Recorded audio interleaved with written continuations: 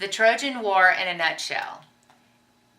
In an effort to make peace, the Greeks invite the Trojans over for dinner to make sure everything is kosher. During the party, however, the Trojan Paris eyeballs the Greek king Menelaus' wife, Helen. They hook up and steal away back to Troy.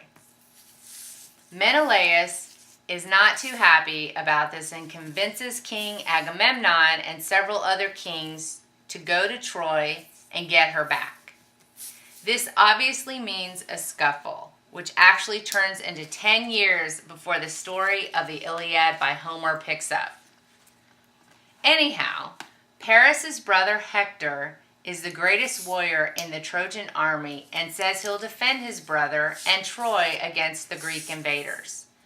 Hector is a serious hero in the Iliad, but unfortunately for him, he has to eventually go up against Achilles from the Greeks, who happen to be the world champion fighter. So, the Greeks hit the beach and the battles begin. The Greeks desecrate a temple to Apollo. Here's where some trouble for the Greeks begin, because Achilles ends up losing a girl, and where Homer's Iliad begins. King Agamemnon is all bent out of shape because he didn't get the spoils of the battle. So he takes Achilles' girl, which makes Achilles pout and refrain from going to war. The Trojans and the Greeks go at it on the open fields outside of Troy. They both win some and lose some. Ships get burned, people get speared, inserted into their bodies in all the wrong places, according to Homer. It's just a bloody mess, literally.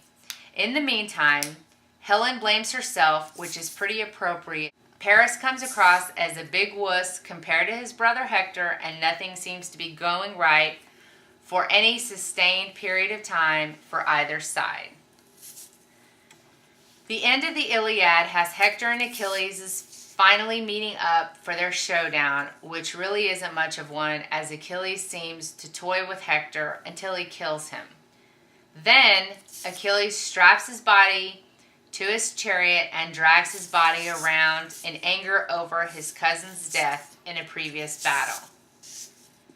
That's where the Iliad ends, and you have to pick up the Trojan horse part later, but we all know what happens there. The Greeks make it look like they've taken off. Some of the elite soldiers hop into a big wooden horse they've built as a trophy for the Trojans' victory.